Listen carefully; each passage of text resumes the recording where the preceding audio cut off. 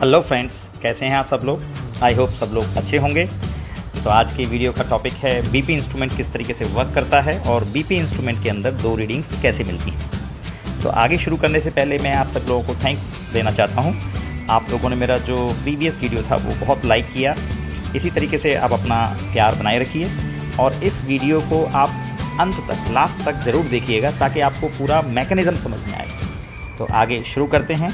Let's get started.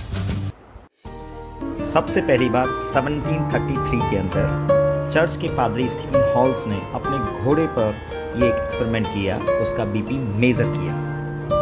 और measurement का जो तरीका था वो मैनुअल तरीका था, उसमें कोई किसी भी तरीके का कोई इंस्ट्रूमेंट मेज़र नहीं लगाया गया था। अब हम बात करते हैं आज के टाइम पर यूज़ होने वाली डिवाइस।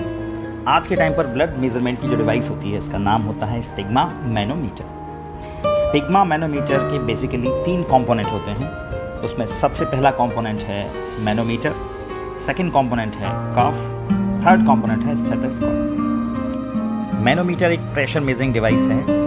कफ प्रेशर मेंटेन करने का काम करता है और स्टेथोस्कोप ब्लड के अंदर जो साउंड के डिस्टर्बेंस होते हैं उनको डिटेक्ट करने का काम करता है।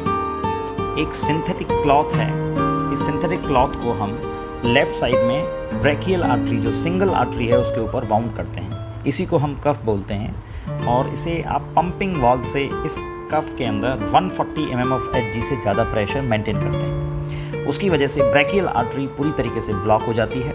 सिंगल आर्टरी होने की वजह से पूरी तरीके से ब्लॉक हो जाती है और ब्लड का फ्लो रुक जाता है। अब धीरे धीरे पंपिंग वाल्व के थ्रू हम उस प्रेशर को रिलीज़ करते हैं, कम करते हैं। जैसे ही प्रेशर धीरे धीरे कम होता है तो ब्रेकियल आर्टरी से ब्लड का फ्लो शुरू होता है। अब पहले क्या था, ब्लड का फ्लो नहीं था और अब ब्लड का फ्लो, प्रेशर जब आपने कम किया तो धीरे धीरे बढ़ने लगा। अब इसकी वजह से हमारे 2 टाइप के वाटर फ्लो होते हैं। एक होता है स्ट्रीमलाइन या लेमिनार फ्लो और एक होता है टर्बुलेंट फ्लो। तो जब बिना किसी हर्डल के लिक्विड फ्लो हो रहा होता है तो उसे हम बोलते हैं स्ट्रीमलाइन फ्लो, और जैसे ही उस पर हर्डल आ जाता है या प्रेशर बन जाता है तो उसकी वजह से टर्बुलेंट फ्लो हो जाता है। तो एक्सपेरिमेंटली आप देख सकते हैं कि जैसे मैंने यहाँ पर एक पाइप को बताया है कि जिस पाइप को जैसे ही मैं दबाता हूँ तो एक साउंड इसके अंदर क्रिएट होती है और वो साउंड होती है टर्बुलेंट फ्लो की वजह से। तो जब हम अपनी ब्रेकियल आर्टरी को उसको एकदम से दबा करके जब हम उसको रिलीज़ करते हैं तो ब्लड का जो फ्लो है वो स्ट्रीमलाइन से टर्बुलेंट फ्लो के अंदर कन्वर्ट होता है। अब मैं आपको एक्सपेरिमेंटली डेमोस्ट्रेट करके बताता हूँ कि स्पिग्मा मैनोमीटर के तीनों कंपोनेंट एक साथ किस तरीके से काम करते हैं। तो सबसे पहले आप कफ के अंदर आप पंप से प्रेशर मेंटेन करते हो। उस प्रेशर को मेंटेन करके ब्रेकियल आर्टरी को आप बंद कर देते हो पूरी तरीके से। ब्रेकियल आर्टरी बंद होती है तो ब्लड का फ्लो पूरी तरीके से रुक जाता है।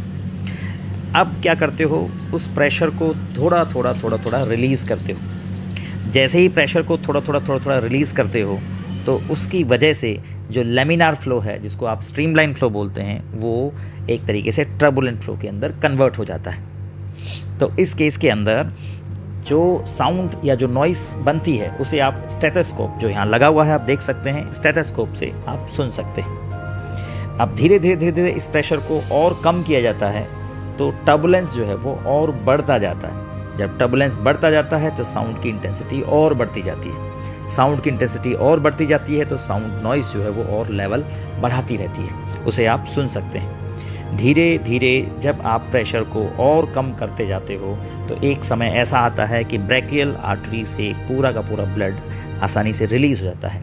तो वापस से ये टर्बुलेंट फ्लो से लेमिनार फ्लो के अंदर ब्लड कन्वर्ट होता है, जिससे आपकी साउंड वापस से फिनिश हो जाती है, ख़त्म हो जाती है। तो आप ये देख सकते हैं कि साउंड जब मिनिमम लेवल पर थी तो उस टाइम पर प्रेशर जो था वो मैक्सिमम था। जैसे ही साउंड बढ़ती गई और अपने मैक्सिमम लेवल पर आई, उस टाइम पर ब्लड का प्रेशर मिनिमम था। उस टाइम पर आप मैनोमीटर में उसकी रीडिंग्स देख करके आप इसको पता कर सकते हो। तो दोस्तों, था ना बहुत ही इंटरेस्टिंग वीडियो।